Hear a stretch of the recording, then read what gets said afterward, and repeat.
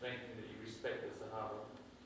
So just if you could expand on that a bit, because as you said, when the Sunni Imams, they teach us that the Shia don't respect the Sahaba.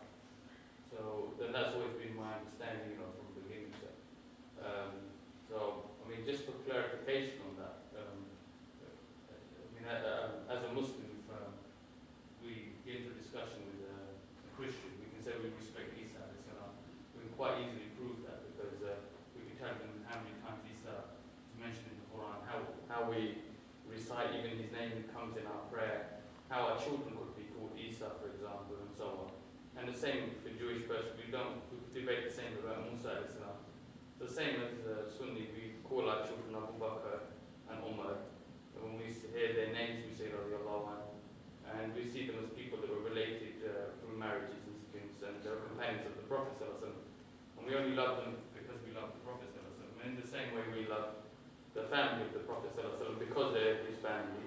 And we can, as Sunnis, call our children Ali, Hassan, Hussein, Jafar. There's thousands of people like this. So there's no doubt about the love we have for the Nabi Sallallahu Alaihi Wasallam, his family, his companions, or any of the Anbiya. So how, do you also say Radiallahu anhu? Do you also name your children Abu Bakr or Umar? Because you said you respect the Sahaba. So could you clarify this?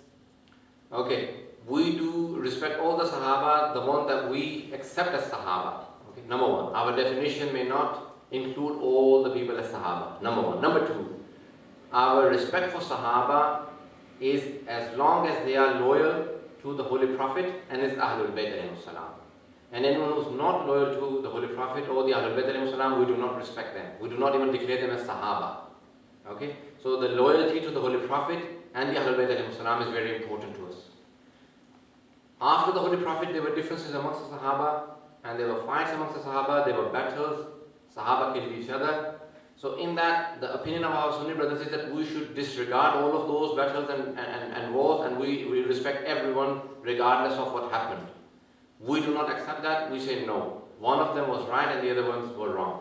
Many times, yes, it may not arise and we cannot come to a conclusion. It may happen. Or because our Imams have said no, do not say anything about them. But many times, yes, we do take a course of opinion and a belief.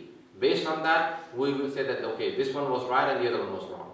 So to us, anyone who was loyal to the Holy Prophet and Ahlul Bayt alayhi salam, they are very honorable to us.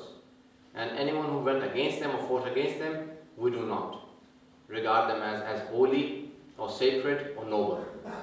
We will just disregard them. Our Imams have mentioned their children, and likewise many of the rulers and kings, you will find similar names. But generally, the Shias, this is what their belief is. They will not regard all the people as Sahaba, but whoever they regard as Sahaba, they will respect them. So this is the first time I had a different understanding, sorry. So would you consider all those who accepted the Khilafah of Abu Bakr, Umar and Uthman as people that were disloyal to the Ahlul Bayt? No. We will not regard all of them to be disloyal because they later on submitted to Imam Ali alayhi salam, and if he accepted them. So they did, so I'm a little bit confused on this. So did they reject the previous Khilafah? Although they had previously accepted it, they now accepted Imam Ali, so they rejected their own decision. Yeah? They turned against it. Is that what you mean? No, not necessarily. If they did not turn against their own decision, then again, accepting Ali ibn Abi Talib wasn't accepting for them. Many accepted Imam Ali and then later on went against him as well. It happened in Medina, many people accepted him and broke the bay'at, broke the allegiance against Imam Ali alayhi salam. So again, we do not, we just disregard any of the people who broke the allegiance against Imam Ali alayhi salam. So it is the allegiance to Ali ibn Abi Talib alayhi salam, the Ahlul Bayt alayhi salam, which is more important to us. After the Holy Prophet, anyone who rejects the Ahlul Bayt alayhi salam, we will just disregard them all. Anyone who does not pay allegiance to Ali ibn Abi Talib, because the Holy Prophet in hadith has said, La ya Ali, la yuhibbuka illa mu'min, wa la yubghiduka illa munafiq. Ya Ali, only the believers and mu'mineen will love you, and only munafiqeen will hate you. So the hatred for Ali ibn Abi Talib came in, so that's it. We will disregard all of those people. Anyone who broke the allegiance, who fought against him, who went against him, we will not respect them. We will not hold them as holy. Many, yes, even if they fought against him, they repented and they came back. And if he accepted, then we accept. And many times we don't find any proof. If he accepted or if he rejected, then we again do not speak against him.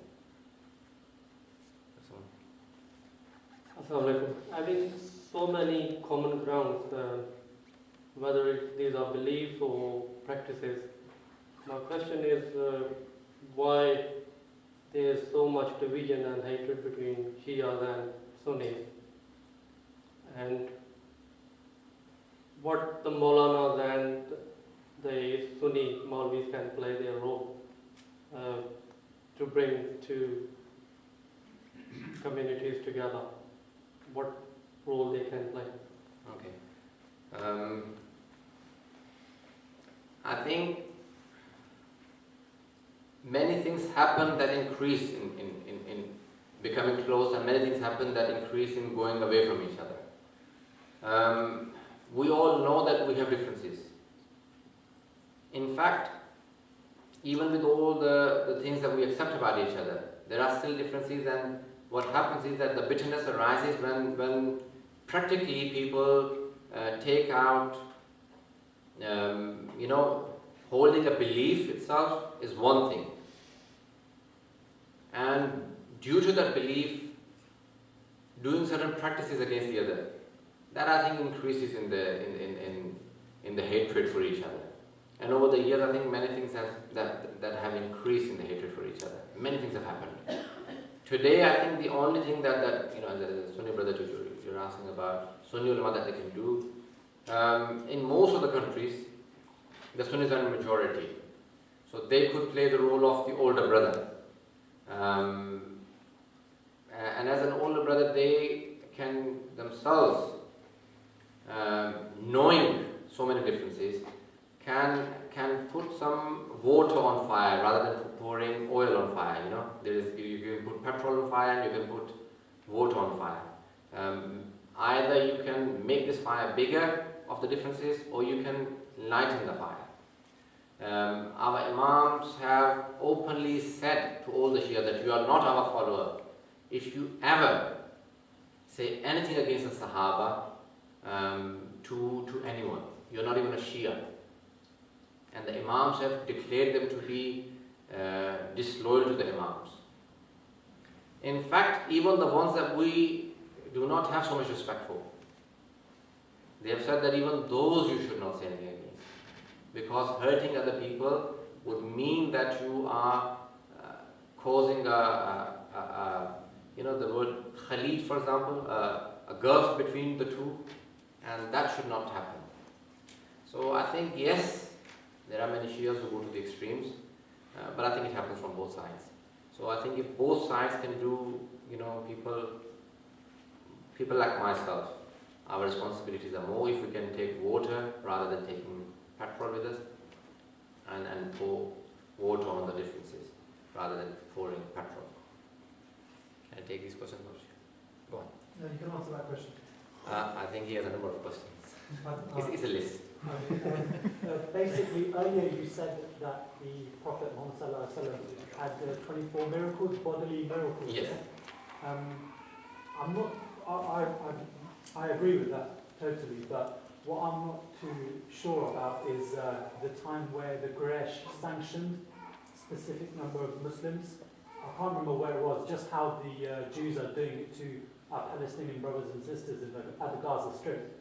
I just want to understand, how come our beloved Prophet Muhammad, how come he didn't use those 24 miracles, like you said, that he could, that he could spit and water would come out, or I can't remember which ones you said, but you said that he had those miracles. How come you could not perform those miracles then, where they were sanctioned by the Quraysh, so they weren't allowed no food, no water, and whether, I'm pretty sure, because the fact that they were sanctioned, people did die.